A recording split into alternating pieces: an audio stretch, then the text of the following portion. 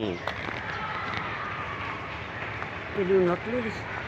রাজারবাগের এই যে পুলিশ, আমরা ছোটকালে এখানে গোসল করতাম। এটি এক নতুন দিছে না বিল্ডিং?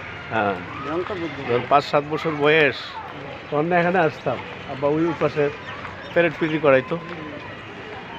আজকে তো ২০২৪-২৫ এরিয়াটা কতটা মতো?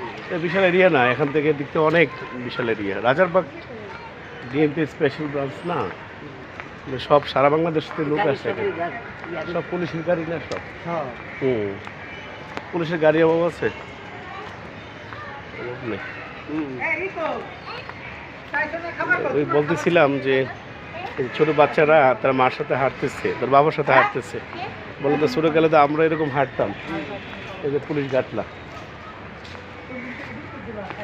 দেখে ওঠেন, এই যে এখানে গোসল গোসল করা যায়। আম্মা আর আমি আসলে সামনের দিকে যাই, দেখে আস বসলে পরে বসবো।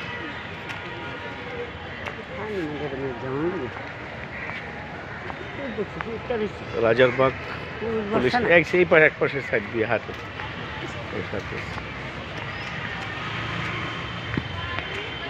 খেয়াল করে যান।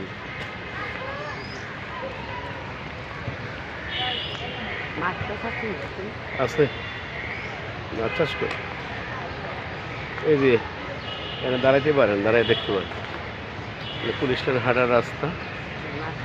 এই যে পুলিশ পুকুর, একটু আগে ঘোড়া দেখে আসলাম। ঘোড়াগুলি খুব দামি ঘোড়া, বুঝছেন? দাঁড়ান, দাঁড়াইলে দেখা যাবে।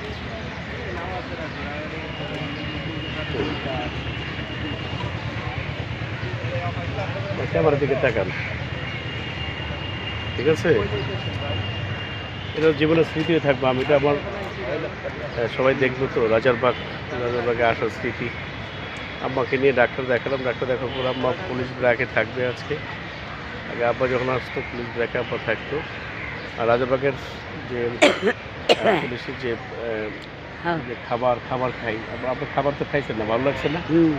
তা আজ থেকে ৩০-৩৫ বছর আগে আমরা যখন ঢাকাতে শাহজাহানপুরে ছিলাম, হ্যাঁ, এবং পুলিশ লাইনে এখানে আগে যেন স্কুল অ্যান্ড কলেজ ছিল, তো সেক্ষেত্রে আসলে এখন যখন রাজারবাগে আসি তখন নাই না, এখন সবই ফল আছে। একসময় আসলে মানুষের জীবনে স্মৃতি হয়ে যায়, তাই না?